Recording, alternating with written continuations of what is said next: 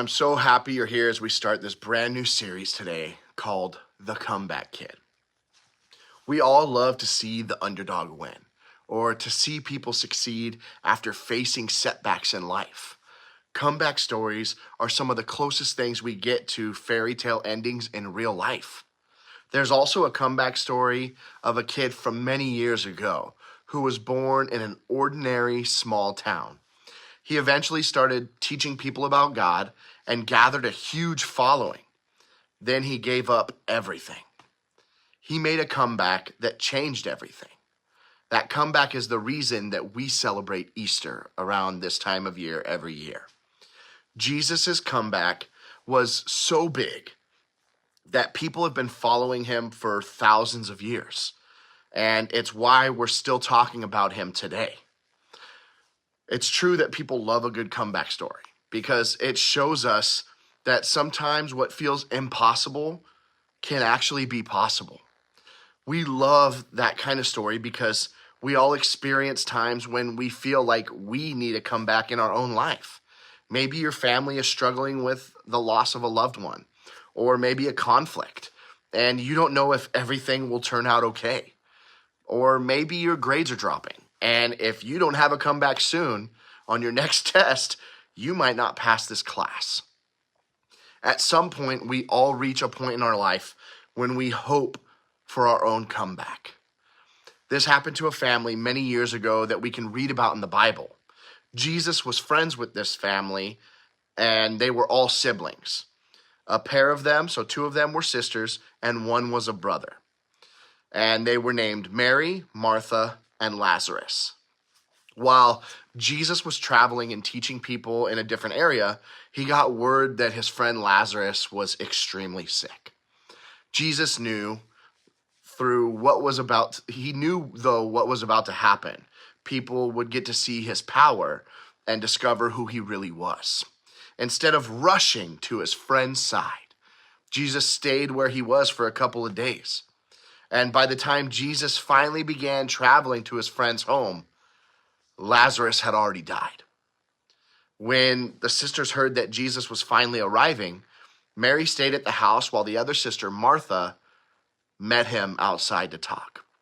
And here's how that conversation went. "Lord," Martha said to Jesus, "if you had been here, my brother would not have died. But I know that even now God will give you whatever you ask." Martha was honest with Jesus about her disappointment with him.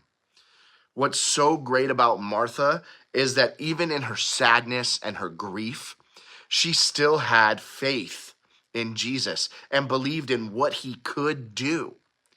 And this is what Jesus said to her. "Your brother will rise again."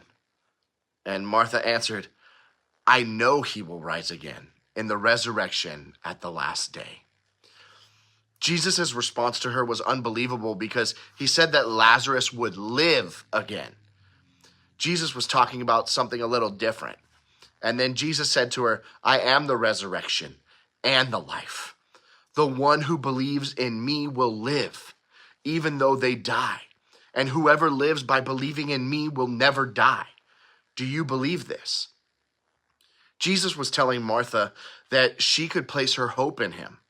Jesus said that he is the resurrection and the life, the present tense, right now, here. Jesus was saying that hoping in him wasn't just about some future outcome, but instead something he was doing in the present, the right then, the right now. That wasn't just true for Martha. It's also true for us. Jesus is the person who gives hope. Jesus basically told Martha that even though she was heartbroken and sad over losing her brother, because of Jesus, she could have hope. And then he actually proved that he could bring life by raising Lazarus back from the dead.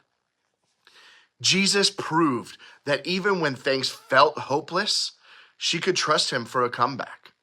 Jesus is still the person we can put our hope in.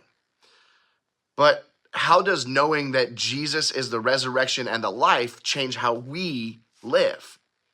Well, we can have hope in Jesus in in our times of struggle, in our times of hardship, if our parents are fighting, we can have hope that, Jesus is still with us and that things are going to be okay. Another thing is when we believe this, it changes how we live. So putting our hope in Jesus doesn't make everything go away or go perfectly in our lives. Since Jesus is the ultimate comeback, we can trust him to help us experience comebacks in our own lives as well. Remember, Jesus is the person who gives us hope. So I guess the real question is, do you believe this? And what areas of your life need a comeback? And what would it look like for you to hope in Jesus for that? Have a beautiful week, guys.